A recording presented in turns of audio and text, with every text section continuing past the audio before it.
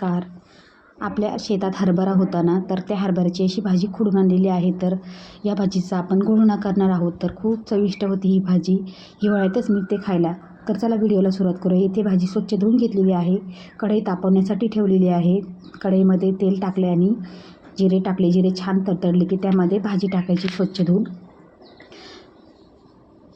आणि जर अळ्या वगैरे नसतील ना, तर ही भाजी नाही धुतली तरी चालते, पण मी धुवून घेतलेली आहे. तर त्याचा आंबटपणा कमी होतो. तर ही भाजी धुवून घेतलेली आहे आणि आता आपण परतून घेऊया. गॅस अगदी कमी ठेवायचा आहे. खूप छान लागते ही भाजी या दिवसामध्ये. आणि ही भाजी वाळून देखील आपण करू शकतो. हरभऱ्याची भाजी घोटून देखील करू शकतो. हरभरा थोडा निब्बार झाला होता ना, तर त्यामध्ये 1-2-3 घाटे देखील आलेले आहेत. तर आता भाजी परतते ना, तोपर्यंत आपण वाटण करून घेऊया. तर वाटण असं कोरडं करायचं आहे. इथे मी 5 ते 6 हिरव्या मिरच्या घेतलेल्या आहे, भाजलेले शेंगदाणे आणि लसूण घेतलेलं आहे. आणि मसाला वाटता ना इथे भाजी देखील परतून घेतलेली आहे. त्यातले हरभरे वगैरे घाट्या असतात ना, त्या काढून घेऊया आणि भाजी परतून घेऊया. जास्त नव्हते, 1-2-3च घाट्या होत्या. तर आता ही भाजी अशी परतून घ्यायची अगदी कमी गॅसवर. उलटणीच्या साहाय्याने खाली वर करून घ्यायची आहे. भाजी परतली की मग कमी होते. सुरुवातीला जास्त दिसते, पण परतल्यानंतर कमी होते. अशा पद्धतीने आता आपली भाजी देखील अशी थोडी झालेली आहे. म्हणजे अंग चोरते ही भाजी. जशी मेथीची भाजी अंग चोरते, दिसायला मोठी दिसते पण परतल्यानंतर कमी होते, तशा प्रकारे.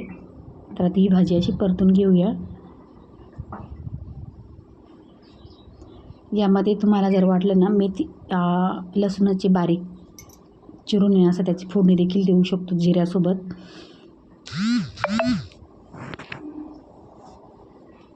तर अशा पद्धतीने भाजी परतून घेतलेली आहे आणि 10 ते 15 मिनटासाठी आपण वाफून घेऊया ही भाजी. आता आपलं वाटण देखील तयार झालेले आहे आणि 10 ते 15 मिनटानंतर आपली भाजी देखील छान अशी शिजलेली आहे आणि खूप थोडी झालेली ही भाजी. पुन्हा एकदा परतून घेऊया. शिजली की नाही चेक करूया. बोटाने दाबली, सहज दाबली जाते.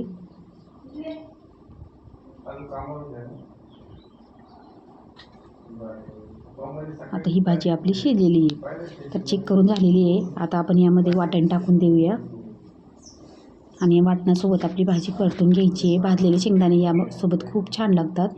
कच्चे शेंगदाणे नाही घालायचे. अगदी कमी गॅसवर भाजी परतून घ्यायची आहे आणि वाफवताना देखील कमी गॅसवरच वाफवायची आहे. आणि चवीनुसार मीठ टाकायचं आहे आणि मीठ पूर्ण भाजीला एकजीव होईल, पूर्ण मसाल्यामध्ये मिक्स होईल, अशा पद्धतीने मिक्स करून घ्यायचं आहे. तर आता 1 ते 2 मिनटं अशी मसाल्यासोबत भाजी परतून घ्यायची. खूप छान होते अशी भाजी केल्यानंतर. आणि बाजरीची भाकरी, ज्वारीची भाकरी आणि चपातीसोबत देखील खूप छान लागते. आणि हीच भाजी आपण फोडून ठेवायची आणि उन्हात वाळवायची आणि त्याची काड्या वगैरे असतील ती पाखडून घ्यायची आणि आपण वर्षभर हरभऱ्याची भाजी खाऊ शकतो. आता कोरडी करतो आहे, परंतु नंतर आपण ती हाटून देखील करू शकतो. आता आपली भाजी तयार झालेली आहे. बघू शकता अशी हरभऱ्याची भाजी तयार झाली.